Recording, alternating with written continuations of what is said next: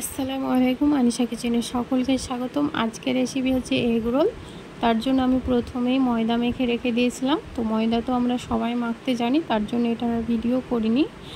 তো ময়দাটা থেকে আমি লেচি কেটে নিয়েছি। লেচি নিয়ে একটা লেচি নিয়ে এবার গোল করে নিয়েছি। এবার আমি বেলে নেব লেচিটা। তো পিড়ের মধ্যে একটু তেল দিয়ে দেবো। তেল দিলে বেলাটা খুব ভালো হয়। আর দেখতে পাচ্ছেন কতটা নরম আর সফট হয়েছে ময়দাটা মাখানো। তো কিছুটা বেলে নিয়ে আমি একসঙ্গে জড়ো করে নিয়ে তারপরে আবারও লেচি করে নিয়ে বেলে নেব। তো এটা আপনারা না করতেও পারেন, এমনি প্লেন রুটির মতো কিন্তু বেলে নেওয়া যেতে পারে। আমি এটা করেছি, এটা অপশনাল।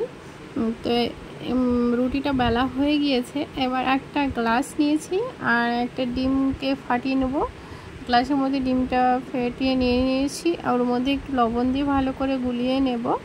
আগে থেকে তাওয়া গরম করতে বসিয়ে দিয়েছি। ওর মধ্যে এবার রুটিটা দিয়ে সময় নিয়ে একটু সেঁকে নেব।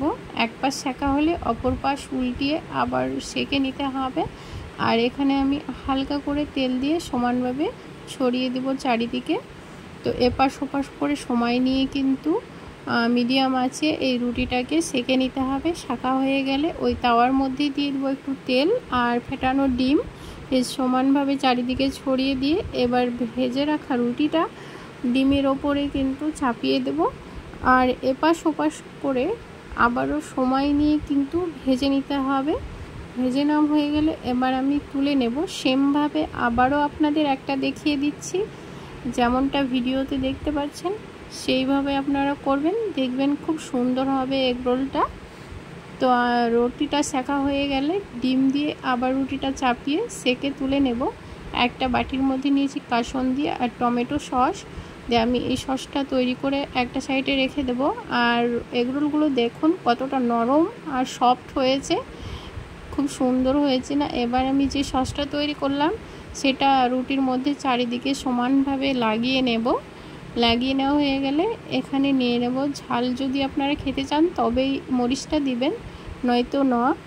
তো মরিচ কুচি, শসা কুচি আর দেব গাজর কুচি, পেঁয়াজ কুচি আর দেব একটু উপর দিয়ে বিট লবণ, একটু চাট মশলা আর একটু লেবুর রসটা দিলে খেতে কিন্তু ভালো লাগে।